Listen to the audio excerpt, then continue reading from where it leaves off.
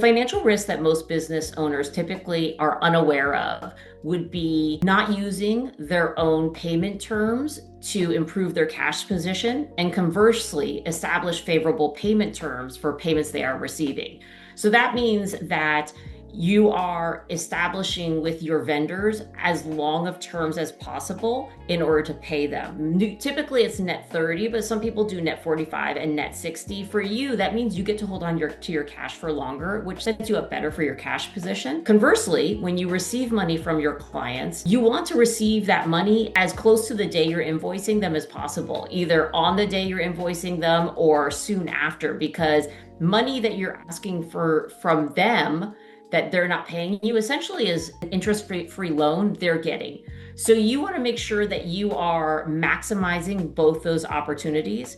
And what a CFO can do, a CFO can analyze the financial impact of your days payable outstanding and your days sales outstanding. So days payable outstanding are the amount of days that you have to pay something, and days sales outstanding are the amount of days that you are waiting to receive your money from your customers.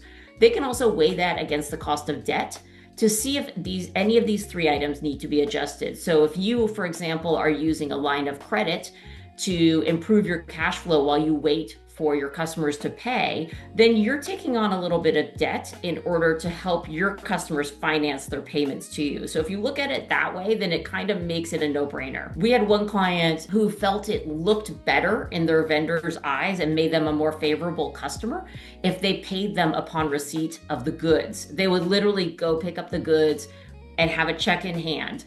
Even though this vendor was offering them net 30 terms, they thought this made them more desirable to the vendor. The client didn't realize the correlation of the fact that they were slightly cash strapped through the month, at least once during the month.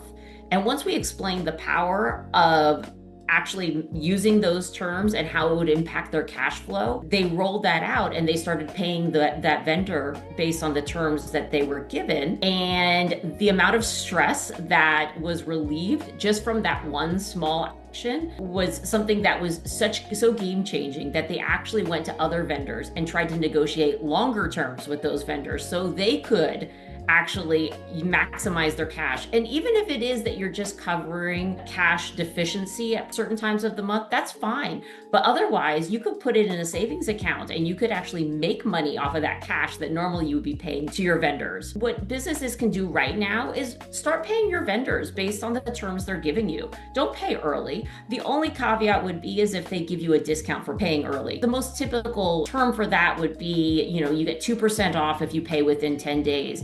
In the majority of cases, that is actually better financially than paying them net 30 or whatever your extended terms are. But that's why you need a CFO to tell you and to actually do the analysis to see if that makes more sense for you to pay with that discount. Also, you can set up your receivables to be paid upon the customer receiving the invoice, which means either they give you their banking information so you can charge them right away, or you just set it up so they automatically have to have a check in hand by a certain date. So if you're a business owner that's looking to maximize your cash flow so that it works best for you, reach out to us, come to the website, fill out the interest form, and we'll get back to you within 24 business hours.